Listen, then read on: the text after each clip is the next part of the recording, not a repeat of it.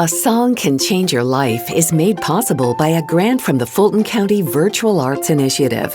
Recognizing the therapeutic value of the arts and the need to support the creative community during the COVID pandemic, the Fulton County Virtual Arts Initiative offers operational support to enhance the arts sector's ability to present virtual arts programs and creative engagement opportunities for Fulton County residents and visitors. A Song Can Change Your Life is recorded in the Black Box at the Alpharetta Arts Center, located at 238 Canton Street, Alpharetta. To learn more about programs and events at the Alpharetta Arts Center, go to alpharetta.ga.us and search Arts Center, or click the link located on our website, asongcanchangeyourlife.com.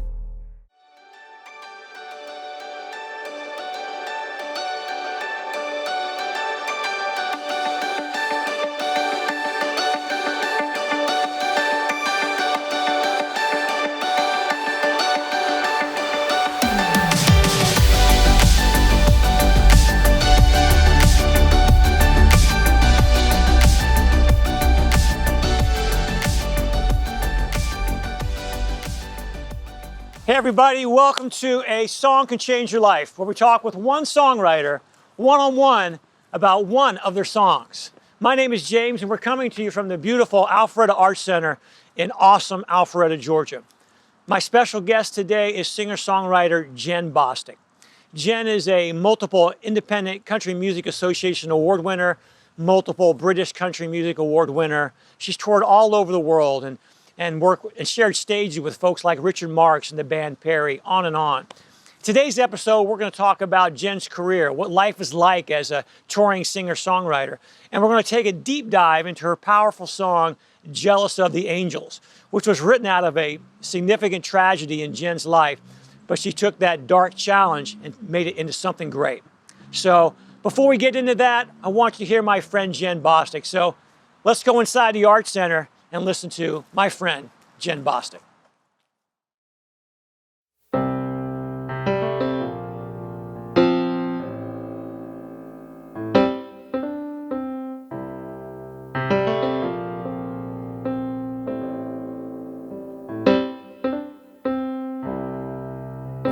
Here we are again, holding the space we're in. I keep wishing for someone or something to come and whisk you away.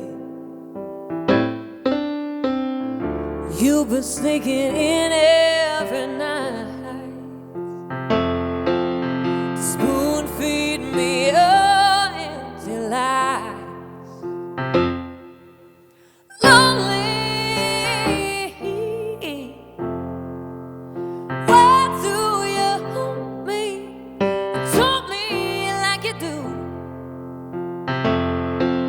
No matter where I go, you're there like a shadow, yeah.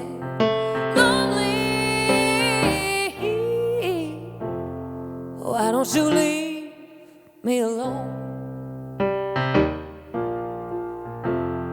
Why don't you leave me alone? Oh, oh. You got me on a leash, and I'm about to break free.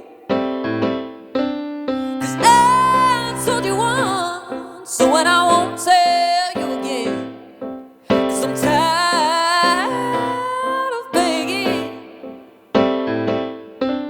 So pack your bags and walk right out that door. You can take the pain you left me, 'cause I don't need this anymore. Lonely,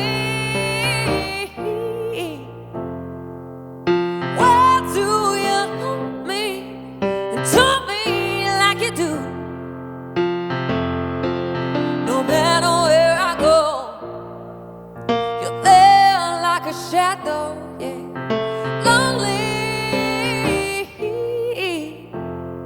why don't you leave me alone? don't you leave me alone?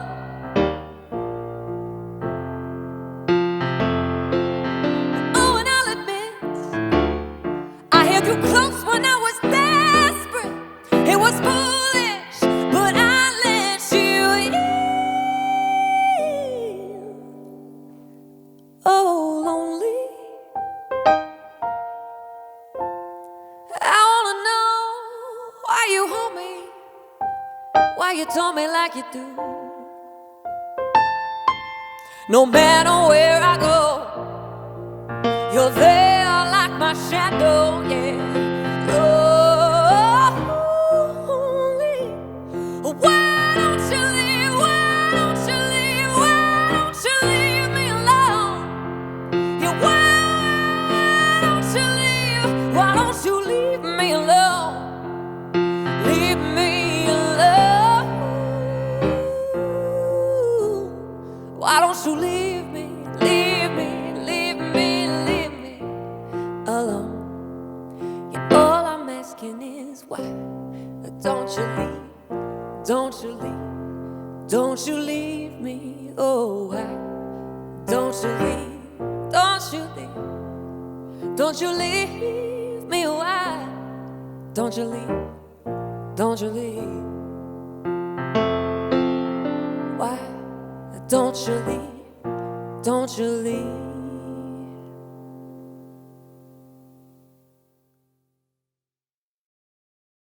This next song kind of goes back to my church roots a little bit. Got to record it with a gospel choir, which was very fun. But the song is just kind of about a rebirth, a revival, whatever that looks like for someone's faith or dreams. And it goes a little something like this. When you're tired and the way looks dark, when it takes everything you have not to fall apart, just remember, like a morning star, to let the world see who you are.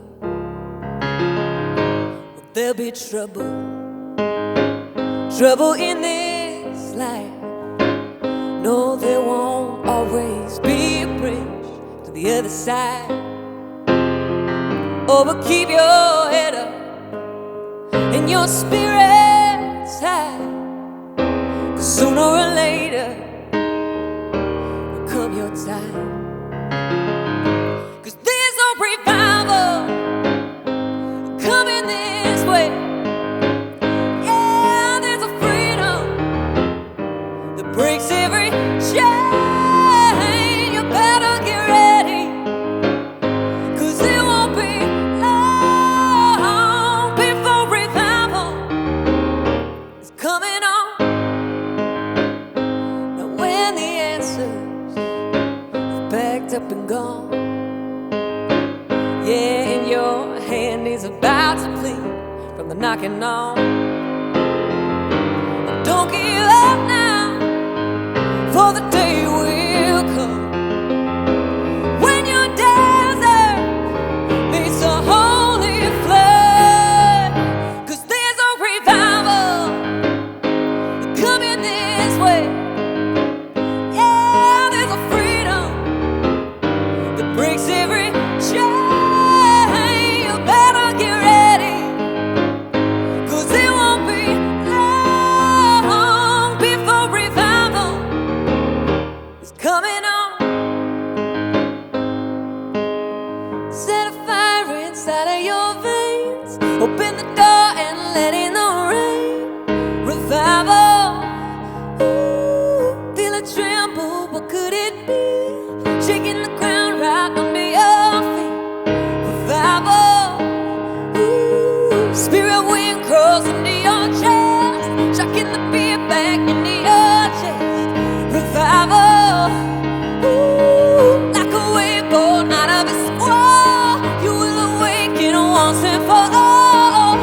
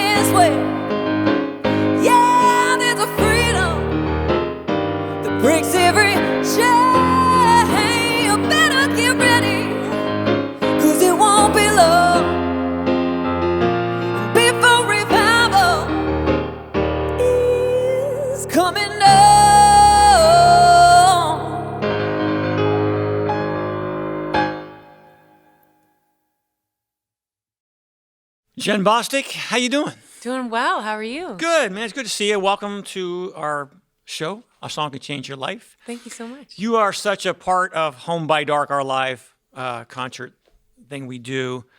You feel like family now. You feel like my sister. So it feels natural for you to be here. I love it. I love Home by Dark anytime I get to come. Yeah, well, I have so many great memories of you, and I wanted to start off by sharing with our audience a little bit about how I perceive you and why we keep bringing you back and why you're so ingrained into what we do. But you're obviously very talented. I mean, you obviously have a great voice and great songs, and you play well and great personality. But there's a lot of talent out there everywhere. What makes you different? I think I narrowed down to 3 stories, and one of them is I have some buddies who have young daughters, and they listen to a lot of the artists that come to our shows, and a couple of my buddies have these young daughters, 10 plus years old. They love you, just love you, and we've invited them to different shows where you're at. And one in particular, I think we did a show at what's now called Gas South Infinite Energy Center, and a performing arts center. And the little girl came with her girlfriends. And you not only were nice to them and you greeted them, but you brought them backstage and you took her to your dressing room and you guys had fun. You took some goofy pictures together and you just spent a lot of time with them, and which I thought really stood out to me. It's really, really cool. And then the second memory was, and this has happened multiple times, but when we do a show, we always have a dinner hour time where the crew comes in, the band, and we have dinner together and different tables around scattered. And it can be 20 plus people in there at any one time. And on multiple occasions, and what happens naturally, the human condition, we break up into sort of packs. You know, some of the guys love talking about baseball and they're over here, and the ladies are over here, whatever. But there's always someone that's sort of by themselves. And I've seen you on more than once go out of your way to go take your meal and sit with that person sitting by themselves. And that stuck out to me.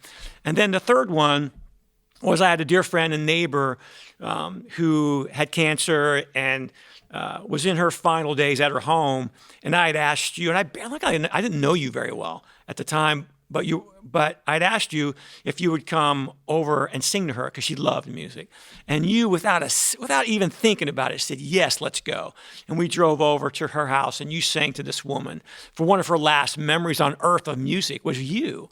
And those 3 combined, to me, you've got this incredible talent skill set, but then you match it up with this person that is truly authentic and truly love people in a genuine way, and it's very, very rare. It's very rare. And that's, to me, why I always bring you back as much as possible, why we're here today. And I think if you see you in concert, someone ever sees you perform, you're very vulnerable on stage live. I mean, you allow yourself to be emotional and to connect with the audience in very real ways, and it's just all genuine. It's wrapped up in who you are. This bundle of love taking on the world, and I'm just kind of curious where that comes from. You know, was that from your parents? Was it from your youth? Do you recognize that in yourself as well? That's so encouraging. And, I always say every time I get a chance to come down to hang out with the Home by Dark family that this will be the time that I don't cry. And then it doesn't happen. So I thought today was going to be that day, but you already made me miss you with that beautiful introduction. So thank you for that. But my mom is unbelievable. And I honestly have never, noticed that I do that at the dinners, but that is absolutely something my mom does, and I see it all the time. She'll find the one person that's, kind of doesn't feel like they belong, and that has been kind of my definition of Home by Dark, for at least for my heart, every time I come down here, is just, it's kind of in a world, in an industry that is just so kind of categorized in little boxes, and if you don't fit in the box, you don't belong there, that Home by Dark truly is the one place where I feel like I can get on a stage, be completely myself, totally authentic, and somehow I belong to this family in just the most beautiful way. And so I'm so grateful for that. I think that when you come into an environment where people truly care about not only your songs and about, playing together, but they care about you as a human being. And I mean, the first thing you ask when you see us is, how are you? How's your husband? And you care about everything. And I think that because of that love and just feeling almost like this oasis here. When we get on stage, it's just something so special, and it makes you as a person, when you're treated that way, it makes you want to give back in the same ways. It makes you want to return that love. So, well, we're a good match then. We're a good match. Have you come to be a part of what we do, and I think I've always said the power of songwriting and songwriters is that those songs can make the individual, that particular person in the audience, wherever they may be, that certain song, make them feel like they're not alone.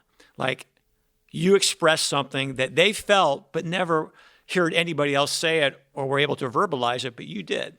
And you do that not only on stage, but you do it off stage as well, which is very, very cool, very, very rare. So I just wanted to compliment you on that. Again, I think talent's everywhere. I see it everywhere, and it's great to have talent. We want talented people around us and part of what we do. But more importantly is that person of who you are is very, very cool. Thank you. And I hope so you much. recognize that. And I know your audience does. I think it's why people love you. Thank you. So I think that's definitely over the years as I've kind of recrafted my vision for music and why I do this. And it really is kind of what you just said, is if I can make one person feel like they're not alone in whatever they're walking through a song, because I'm writing a lot of times from really personal experiences, right. So if somehow me just saying it as it is in my heart, and if I perform that and somebody connects with that, I mean, that's the goal, you know, to make somebody feel like, okay, I'm not alone. I can get through this, whatever this challenge is, you know. Yeah. And sometimes that's enough to help someone get through that day or take that next step. It's very, very cool. So tell me a little bit about, let's work backwards with you a little bit. You grew up in Minnesota? Yes, small town Waconia, Minnesota. Waconia, Minnesota. Where the heck is that? It is 30 miles west of Minneapolis. Okay. What's the population there? Like 6 No, people? no. So now, back when I was living there, it was probably 11,000, and I've been gone quite a while. So now it's more than that. 11.5 now. It's grown quite a bit. They have a Target now. Woo! Nice. So yes, but I go back several times a year. It's a beautiful place to visit, and I loved growing up there. So now you're in Nashville, right? I am. So was that a direct route, Minnesota to Nashville, for you in your life journey, or was there stops along the way, or how did that happen? It was a little bit of a journey. So as much as I tell you how wonderful Waconia is now, when I was living there, I just couldn't wait to get out. I wanted to explore the great big world that I hadn't really seen much of. And so I went off to college at Berklee College of Music in Boston. So I spent 4 years there. I did a lot of performing up and down the East Coast with a cover band. I got to travel over to Iraq and Kuwait and perform for the troops. I studied music education while I was there. So I got this, worldly experience while I was living in Boston. And then when it came time to graduate, I really thought that I was going to pursue that music education path, because I didn't necessarily always have the confidence to perform. I thought, like small town girl, big fish in a small pond, but I don't know about this big pond. And so I was doing my student teaching, getting ready to graduate, and everything in my heart said go to Nashville. And so I moved there right after graduation and recorded an album, and I've recorded a few since. And it was kind of a surprising turn when I moved there, but I love that I did. But you went there knowing, at least wanting to be an artist. Yes. And you chose Nashville over someplace like Los Angeles or New York or any other big city because of why? There's definitely a beautiful small town feel in Nashville. I know you've been there, so I know you know what I'm talking about. Los Angeles, I do a lot of writing and recording out there now, but both Los Angeles and New York just kind of overwhelmed me, and that thought of being that big city living like I had experienced in Boston was a lot for me growing up in the country of Minnesota. You know, it was very different, and I felt like Nashville was a great middle ground for me. I had visited many times as part of, various spring break trips that the college put together. And so I'd already felt like I had a great sense of the city, and a lot of my friends were moving there at the same time. So it was a good place to kind of start to try this artist thing.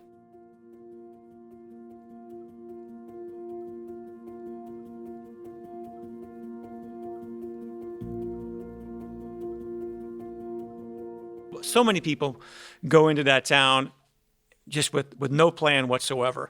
And so when you went into Nashville, did you go in? Did you had some relationships there already? Did you go in saying, I want to track down the country music path? Do I want to go on the pop path? Or how much of that ahead of time did you sort of know where you wanted to head? So I was going to be the next Carrie Underwood in my mind. I was, going to be this country superstar, right? And my guitar player from the cover band I had been in Boston, he graduated a year and a half earlier than I did, moved down to Nashville, started interning at Starstruck Studios. So moving there, he was really the only person I had a close relationship with. I had a few acquaintances here and there, but I reached out to him and I said, hey, I want to record an album. How do I even go about that? Can you introduce me to a producer? I had no idea what I was doing. Mm-hmm. And he came back, and he's incredibly talented guitarist, producer, engineer, all of the things. And he just replied, why don't you let me produce your album? And so I sent him a few songs, and I was like, yeah, these are the songs I want to record. They're done, He told me they were not done. That's right. I needed to hone my craft a little more before we actually spent time in the studio, which I'm so thankful for. So I really had him as probably my first musical mentor, and I am so grateful to him. He became like a big brother to me. We wrote for about 6 months, once a week, until we had 12 songs that we Did you go through the experience in Nashville that I had when I first started going there of thinking that you knew how to write a song? And then you go out at night and you go to Bluebird or somewhere and you hear these pro writers and you come back going, I have no clue how to write a song. That's how you write a song, real tight verses and chorus and efficiency. And it either makes you want to get stronger and better as a writer or makes you want to quit. Or both. Yeah. But yes, I had that same experience. And man, I mean, even being in it for however many years now, it's still, you can go out to the Bluebird and hear a song and you're like, man, that's lazy. I'm done. Towel thrown. That's right. I write rubbish. I don't know how to write. That's awesome. So how do you, I know some people who listen to this or watch us, they're aspiring songwriters, and they would love to know how you go from trying to record a record, trying to figure out how to write, to making a living at being a independent singer-songwriter. How did that work for you? So the 12 songs that I came up with Charlie, we did end up recording at Starstruck. He was interning there, so we got a great rate. And when it was done, I wanted to go on tour, whatever that meant. And I didn't really even know at the time. But there was no booking agent, knocking down my door, begging to book me. And so I honestly just started emailing and picking up the phone and calling cold the random coffee shops in places where I knew there was a couch I could sleep on. Yep. And that's how I booked my first tour. It was 3 weeks long. I think I played every single night. 95% of the shows were for tips only. Sure. And I was just hoping that maybe I might make enough gas money to get to the next city, So that's how it all started. And crazily enough, I ended up, coming out in the green. I paid for all my expenses and I immediately got back to Nashville, and I had that bug that I need to get back out there and share these songs I'm so excited about. So I just kept booking shows in different areas. I would meet somebody, in another state that I hadn't visited, and I'd be like, can I sleep on your couch if I come there? Right. So it just became something so outside my comfort zone, because I was very much raised never inconvenience anyone. Right. Never, so it was outside my comfort zone, but I still say that's kind of what I'm still doing today to a certain extent. It's just, elevated in the ways that I can approach that. And now, of course, being able to go and know that there's a guarantee on the other end and not just hoping for the best. So when you went there, you had that, your aim was sort of a Carrie Underwood style, sort of pop country. But your sound has evolved into sort of outside that realm to me. And so for you, how was that for you? To go from trying to be intentional down this one path, but then having the confidence, maybe, building enough confidence to say, no, I'm gonna try to be more pop style or be more true to myself. So after I finished that first country record, I shopped it around to some various labels. And one label in particular, who will remain nameless, told me that I was too pop for country and too country for pop, it was probably accurate about that record, you know? Yeah.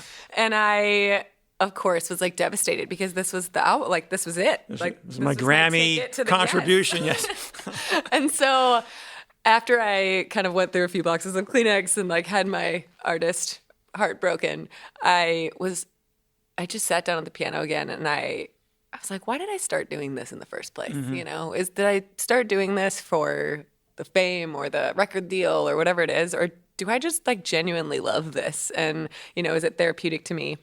And so I just started writing from a place of, I don't really care what genre this is. I'm just going to write the best song I could possibly write, and kind of articulated that to whoever I was in a collaborative writing session with. And next thing I knew, I had this project that was kind of singer-songwriter pop with a lot of Sarah Bareilles influence. And I feel like that's just kind of been what I've done moving forward. I'm about to release my 5th album early next year. And it just feels like, yes, that might have been kind of a marketing hiccup. Like, I think a lot of times I've heard more times than I can count, we don't really know what to do with you. What genre are you? What do you know? Yeah. But I just create music that I love and that, you know, says something that I feel like I need to say or want to say.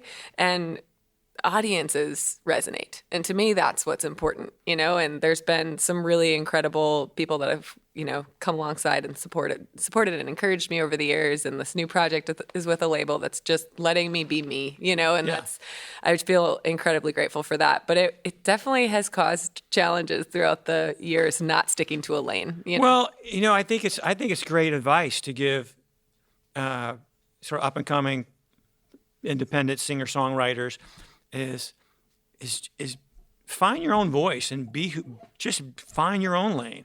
And because there's a great story, I don't know if I've repeated on this show or not before, but Bruce Hornsby, when he got sort of picked out of Virginia and was taken out to L.A., different people came along and said, man, you're really talented. You should go down this lane and do this. And he started recording these demos and stuff and couldn't get signed by trying to be what everybody told him to be. And it wasn't until he made a demo of basically him playing piano with a drum machine, that sound that you heard on The Way It Is and Every Little Kiss, that broke him, that's who he was. But so many young artists don't have the confidence to just say, this is what I do. And especially in a town like Nashville or other cities where the industry is strong, they feel like they've got to be like this person or that person. But you're living proof, I think, and a good example to young artists to say, nah, you know, sit at home, write what you feel, sing the style you want, and sometimes it weaves in and out of lanes. Yeah, it's amazing because I've struggled with that as well, trying to think, you know, well, this is what, you know, would potentially get me on the radio, or this is what needs to be, you know, synced in TV and film, whatever it might be. But there is an unexplainable thing that happens when you are watching a writer's round and you know that person lived that story and that is their deepest feelings about it. Then when it's just real, there is nothing that the best hit song in the world next to them could play, and I'd still rather hear the one that's just real and authentic and honest. And so I feel like I try to, you know, continually do that in my writing. And of course, sometimes those songs can get heavy, so you need to write the up-tempo, just fun song every once in a while. Yeah. But there's something almost magical that happens when you're just authentic. And I think those songs surprise us. At least they surprise me. You know, I have a handful of them that I wasn't even, you know, planning on writing that thought, but it was coming out of me before I even processed, you know, and that's how I either got my answer or my healing or my encouragement to keep going. Yep.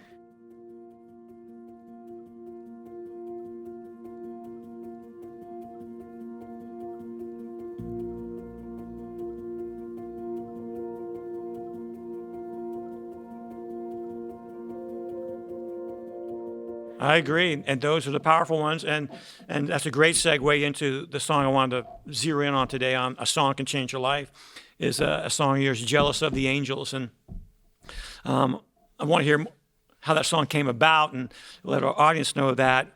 But I also want to tell you that I've seen you perform that a bunch of times in concerts. And it reminds me so much of how you perform it, of the first time that I was really, really affected in Nashville. I saw Vince Gill at the Bluebird Cafe, and I heard him sing "Go Rest High on That Mountain" for his brother who had passed. And Vince got choked up during that song. And he has sung that song at that time thousands of times.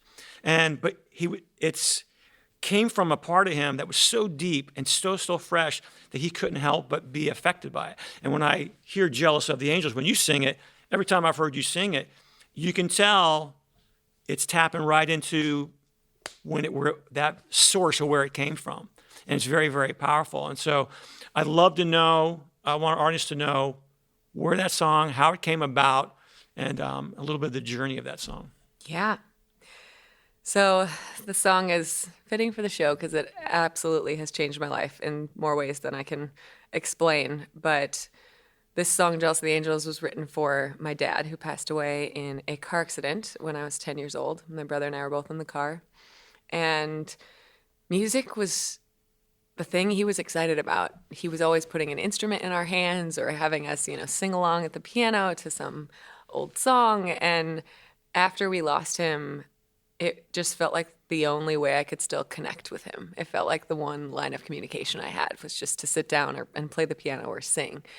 And so music, songwriting, that was my therapy that got me through that trauma. And I had written a few songs about it at the age of 10, 11 when it all happened, but I didn't really even know what songwriting was. I was just trying to heal. And I never spoke with a counselor about any of it, and until years later, I have now. But I just kind of held so much, and by the time we wrote this song, many years had passed. It had probably been 11 years, I think, since the accident. And I wrote the song with Jimmy Fortune and Zach Runquist, two friends of mine in Nashville. And Zach had kind of approached me and said, "Hey, I know a little bit about your story. I'd love to help you process through this in a song if you'd be interested. I have this idea of Around the Throne, think about it. Let me know." So we ended up setting up a session for it. And the day I drove out there, I was so unprepared. I usually like to have, something that I've at least started. It was raining. It was all the way in 45 minutes from where I live. And I'm on the way there just feeling guilty that I have nothing and just not even knowing if I wanted to go to that place, just not even feeling like it. And so I was a little bit early. I pulled into a parking lot and I pulled out my journal and I just started handwriting all these things that I was feeling, whether it was about not even feeling like writing this song. And then eventually I weaved myself into what I felt in those moments. And I just poured my heart out into pages. Didn't even make sense. It was just words. And so I brought this journal to the session. I come in all apologetic and I say, "Guys, I'm not prepared for this. I'm so sorry. I should have thought harder on this, but I did write a few pages. Let me just read this." And within those pages was, "I'm just jealous of all the angels that are with my dad now."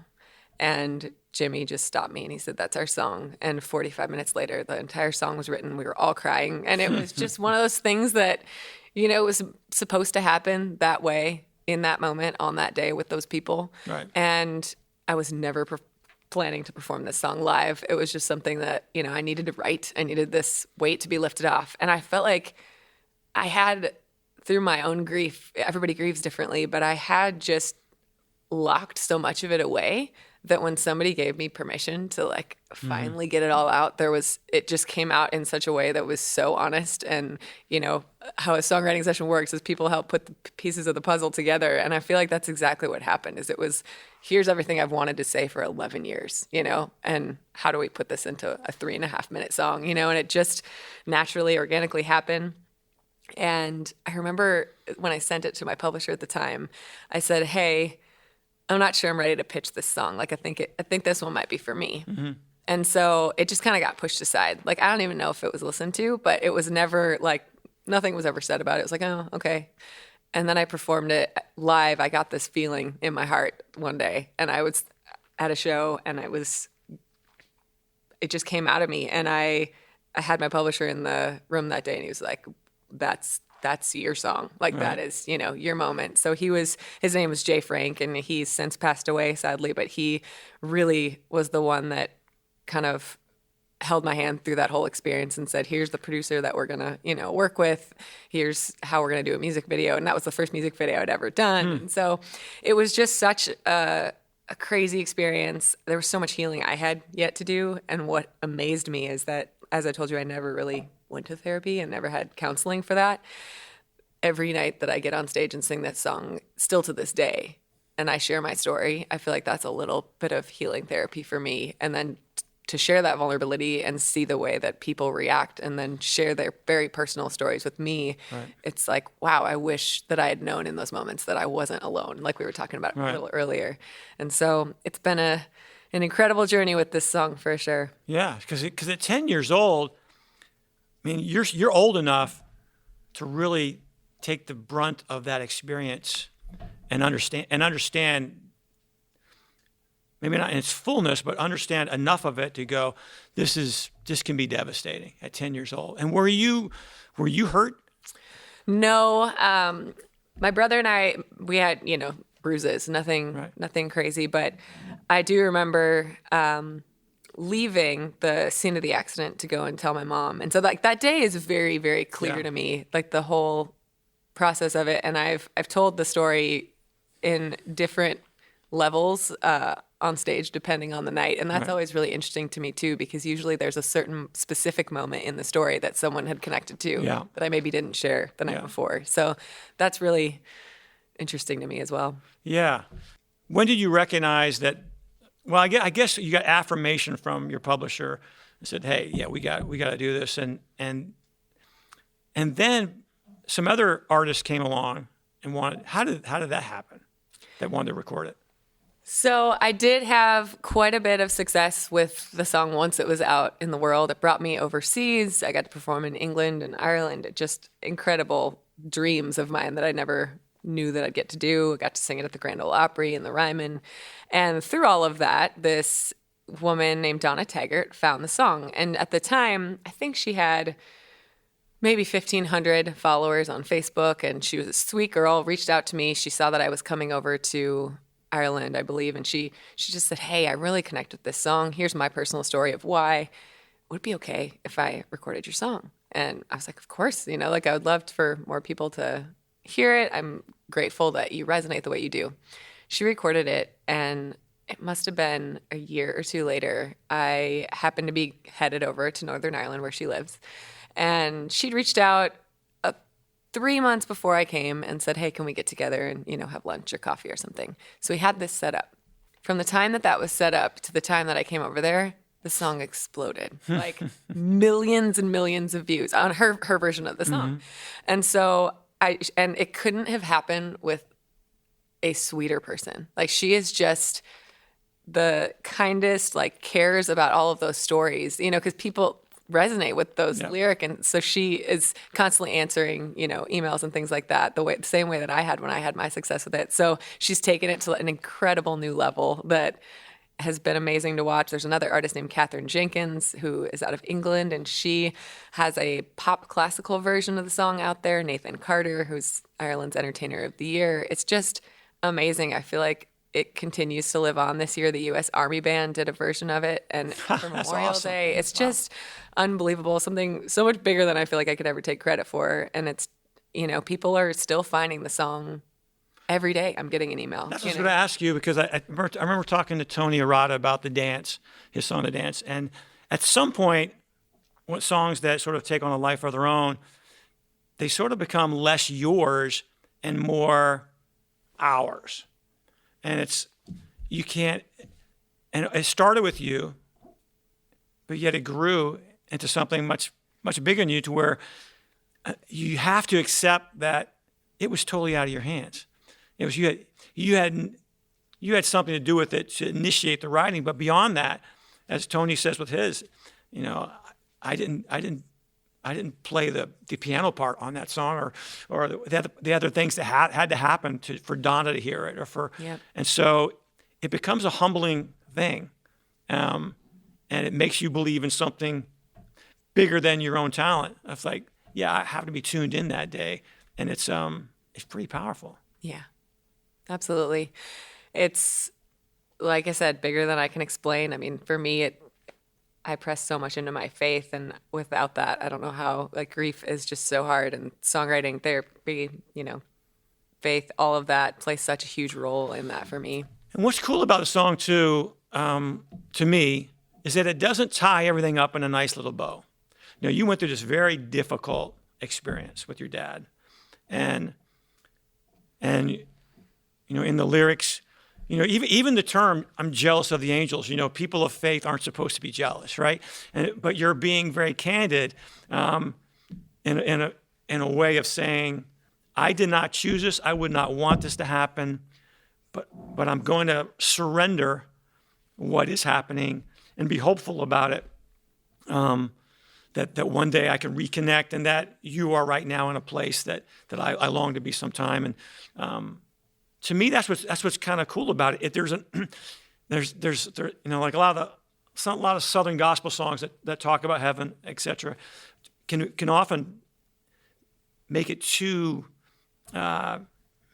bright. In other words, when you experience the death of your father, that will forever hurt. That will ever hurt. Mm-hmm. So that honesty, again, going back to what I said in the beginning, this authentic outlet of what you're feeling, I think is what resonates with people.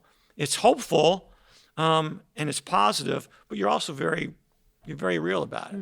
Thank you. I can't count the amount of times people have said, "That's everything I needed to say, but didn't know how," about losing their loved one. And that, I think it's like, sometimes we're afraid to be that honest. Yeah. I think it's, can't be jealous of the angels because, they're holy and heavenly and all that. And it's like, oh, but really, that's how I feel. Right. I feel like the more, it goes back to our conversation about authenticity, but the more raw sometimes we can just lay things out there when it comes to things that we all, resonate with, it's the more they can transcend. And it's just, it's been amazing. I've also, of course, gotten the negative feedback about the song, but I've seen it work in people's lives in such a powerful way that it doesn't even affect me. Yeah. And because, yes, those are really raw, honest, maybe not exactly how I should have said it in the right way, but it is absolutely what I felt. Yeah. And that's what resonates. Just so you know, this week I had a friend, a very good friend, lost her mom, and I was communicating with her, and just this week, in fact, just a couple of days ago, and I was expressing my sorrow and hurt for losing her mom. And I said, in a couple of days, we're going to be filming an interview with my friend Jenn Bostic, who wrote this particular song. And I sent her the lyrics, and she sent me a note back, and she just said, "Wow, that sounds like it was written for my mother." And I think that story is multiplied probably by millions by now. For what you wrote. So when I say a song can change your life, typically the interviews we do, a song can change your life, typically focuses on how it changed the writer's life, how it changed my life, how it changed an audience person's life. This song, if you take about someone like Donna or Nathan, the different people that have emailed you, me, you, a song can change your life. This song has changed a lot of lives. And that's really very, very, very cool. And again, kudos to you for writing it, but also I think both you and I understand that came from a pretty divine place. Pretty cool. Yeah. And long after you're gone and I'm gone, this song will still be changing lives. That's just pretty cool. So, Jenn Bostic, thank you for being on A Song Can Change Your Life. I love you. I appreciate you. Thanks for writing this song.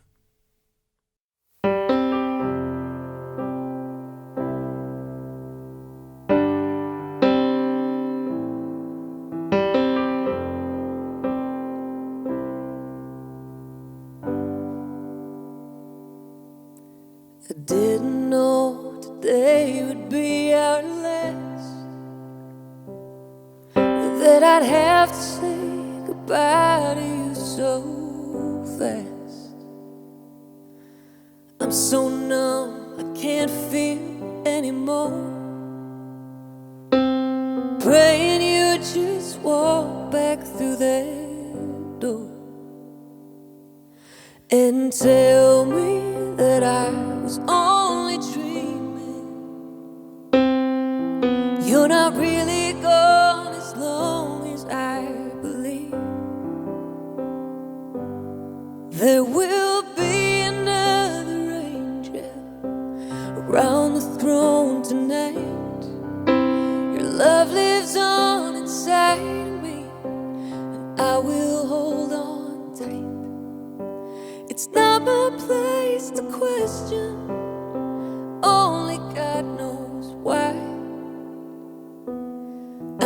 just jealous of the angels around the throne tonight.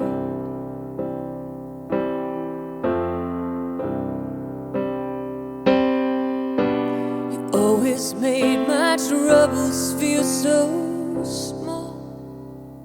You were always there to catch me when I'd fall. In a world where heroes come and go, well, God just took the only one I know. So I'll hold you as close as I can, longing for the day when I see your face again. But until then, God must need another angel around the throne tonight. Your love lives on inside me, and I will hold on tight. It's not my place to question, only God knows why. I'm just jealous of the angels around the throne tonight, singing hallelujah,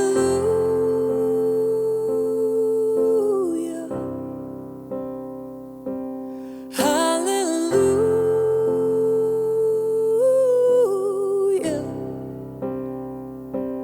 hallelujah.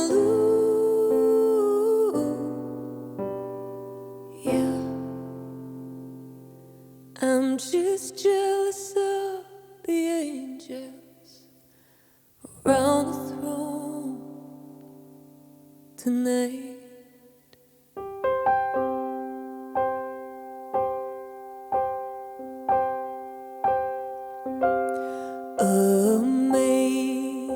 Amazing grace, how sweet the sound that saved a wretch like me.